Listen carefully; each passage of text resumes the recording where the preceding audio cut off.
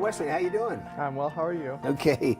So you've been doing this for coming up on 30 years now, just like your predecessor. Yeah. That's quite some time to be in the business. What in the arts world have you seen change the most over the course of that 30 years? Wow. I'm sure that's a big question, but. Well, let's think about different parts of it. Certainly at UMS, significant changes have been, and I think this is reflective of other presenting organizations. It's a much more diverse program than we've had. In fact, there's an affinity group now called the Major University Presenters Network. And one of the reasons we got started back in 2002 was that we were all discovering that our greatest partner could be the university on whose campuses we were housed. And yet, up to that point, there wasn't that much integration of what we put on the stage with what was going on in the classroom. And that's a significant change, is that we've all gone deeper into the campus to build relationships with faculty, with centers, with institutes, because the arts can really enhance almost any subject. So I would say for us, the late 80s and the 90s and the early aughts were really about building relationships outside the campus. And of course, that work always continues. And then it was really in the last decade that we really connected to the university. And that's been such a rich and enriching opportunity for our staff, but I'm sure for our audience and for our artists. The artists love coming here in part because it's an informed audience, but we ask them to do a variety of things in the campus and throughout the region. That leads really well to my next question, which is a lot of arts organizations, I think right now, find themselves struggling between bringing in new audiences and maintaining the audiences they already have. And I think UMS does a great job of making both groups happy. And I think you don't see that, fighting between audience members here that you do some other places. So I'm just wondering, how have you been able to achieve that? Well, I first need to tip my hat to a great staff, and in particular, some really brilliant colleagues that have been with me for 25 years or more. And I here referred to Michael Konjoka, our Director of Programming, who's been with me for 29 years, John Kennard, Director of Finance and Administration, 27 years, and Sarah Billman this year as our Director of Marketing and Promotions, celebrating her 25th anniversary. I just can't express enough what impact that they've had. I think people have come to expect that UMS is going to be more than just presenting a Berlin Philharmonic or a Wynton Marsalis, Yo-Yo Ma. Those are long-standing relationships that we have, but they're expecting new artists. They're expecting to come and not be quite sure what they're going to experience. And I think that's the real shift, is that people have moved from, I'm not going because I don't know it, to, I better get going because I don't know it. Right. You know that difference? Yeah. I think not everybody has made that leap, but I think enough people have that we feel a lot more secure in our renegade programming.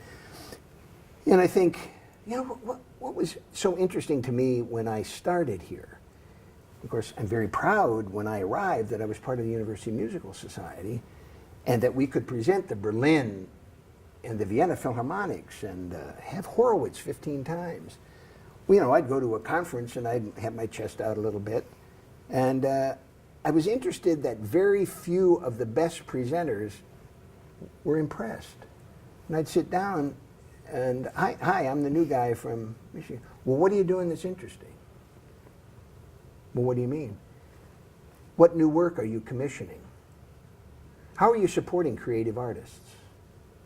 How are you diversifying your program? What are you doing to educate the next generation? How do you define your community? And how well are you serving it? When the best presenters in the country were asking those questions, and the best I could do is gulp, because we weren't asking any of them. And so I would come back from these trips and then think, we've got to be addressing these kinds of questions. And that was, part of the motivation to get out of the tower. Mm-hmm. We got to meet people. We've got to ask bigger questions. Mm-hmm. More should be expected of us than what we're doing. Mm-hmm. If we're in the business of lifting up and celebrating cultural expressions, and we don't know the cultural groups in our own backyard, mm-hmm. and the gifts that they could be offering us, and the ideas they could be suggesting to us, boy, we've got a lot of work to do. Mm-hmm. So if the leader of another arts organization came to you today and asked kind of that same question, how do I recreate what you've done at UMS in my city, would you give them the same advice, or is there anything that you would add from your experience? Well, what a great question. Certainly one of the pieces of advice I'd give them is to get involved in your local community. Become a member of Rotary, practice Tom Peters' principle of management by walking around from management books of his from 30-some years ago. Something else I think is critically important, surround yourself with young people. I was asked a few years ago, think about 10 principles of leadership. I had some principles of partnership here, and get out of the tower and walk around. But the last one was surround yourself with young people. They're not only fun, but they have ideas that'll keep you on your toes, and learn from them, answer their questions. And then the last thing was, and be kind to them, because you never know. Someday you might be working for one of them. And how interesting it is now in Ann Arbor. 20 years ago, an undergraduate student named Aaron Dworkin came to see me about an idea that he had. Of course, it was an idea, I'm frustrated that there aren't more people that look like me, that mm-hmm. there aren't more blacks, more Latinos in symphony orchestras. And I'm frustrated by, when I ask that question of orchestra people, said Aaron, the response is, well, Aaron, usually with an arm, a pat on his arm, they're just not out there. Well, fortunately, here was a kid that said, you know what, I think you're wrong. I think they're out there. They just need to be identified, encouraged, and rewarded. And how lucky for me, I was one of the guys that he came to see at Burton Tower when he was an underclassman. I got to know him, and look what happened over the years. He's now the dean of the School of Music, Theater, and Dance. Now, I don't work for him because our institute, but he controls all the facilities. Right. He's the landlord of my building.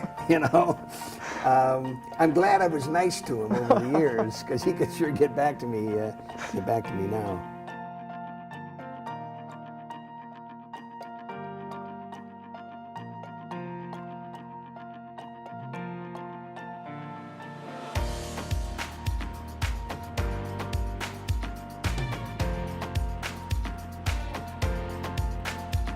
So is any of this making sense? Yeah. To you? Do you have any other questions?